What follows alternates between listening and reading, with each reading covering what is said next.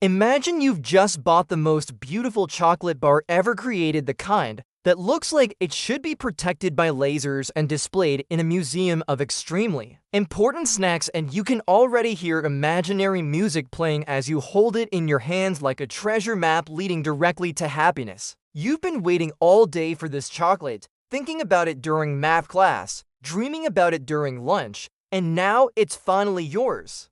But suddenly your best friend shows up, looking tired, hungry, and just a tiny bit dramatic, and says, "Wow, that looks amazing." Your brain freezes like a computer trying to run too many tabs at once, because now you're trapped inside one of the most classic philosophical dilemmas in human history. Should you give a gift or keep it for yourself? On one hand, it's your chocolate, your money, your craving, your saliva building like a waterfall, and it feels completely fair to keep it. You waited for it, you earned it, and it belongs to you, the rightful snack champion of the universe. And honestly, there's nothing wrong with enjoying something yourself. Wanting pleasure isn't evil. Selfishness doesn't automatically turn you into a Disney villain. And sometimes treating yourself is just part of being alive. But then another thought quietly whispers, what if sharing it makes two people happy instead of just one? Now your brain becomes a courtroom, and both sides begin presenting dramatic evidence. If you give the chocolate away, you might feel proud, generous, connected, and maybe even like some kind of snack-based superhero spreading joy across humanity. Your friend might smile, laugh, feel appreciated, and your friendship might level up like a video game. Sharing can make the world feel warmer, kinder, and less like everyone is fighting over the last cookie on Earth. But giving also comes with questions. Do you really want to share, or do you just feel guilty? Will you regret it later when you're sitting alone with no chocolate? Are you giving because you care or because you're afraid of seeming selfish? Then another twist appears, because philosophy loves plot twists. What if you only have one chocolate bar and you're starving after PE class where you ran enough laps to power a small city? What if this chocolate was a reward for finishing a huge project, surviving a terrifying group presentation, or babysitting a toddler who thinks walls are coloring books? What if your friend always expects you to share but never shares back, treating generosity like a one-way snack delivery system? Suddenly giving doesn't feel kind anymore, it feels unfair.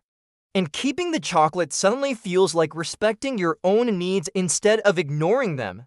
So now you're not just deciding about candy, you're redeciding what kind of person you want to be.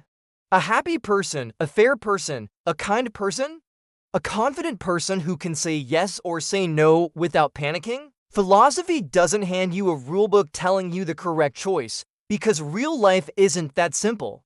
Instead, philosophy gives you questions to explore, like tiny flashlights helping you navigate a dark hallway of possibilities. Will sharing make both of you happier? Will keeping the chocolate hurt anyone?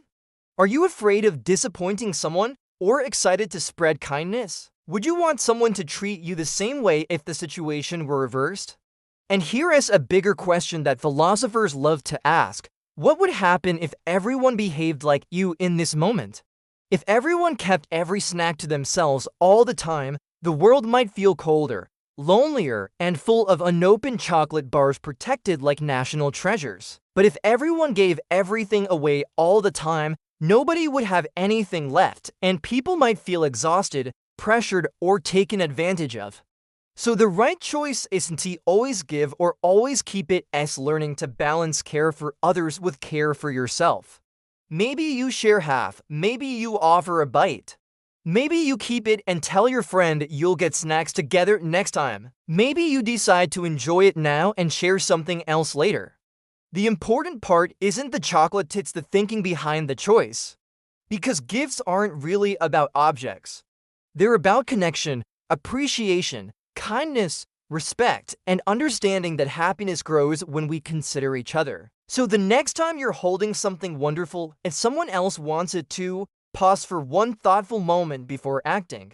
Ask yourself what matters most right now: comfort, generosity, fairness, joy, hunger, friendship, energy, boundaries, or all of the above swirling together like a philosophical milkshake. Whatever you decide, Choose it with intention instead of impulse, because the world becomes a kinder place when people think before they act, not just when they share. And remember this, you don't become a good person only by giving things away, you become one by caring about how your choices affect the people around you. The chocolate will disappear in a few minutes, but the thoughtfulness you practice could last a lifetime.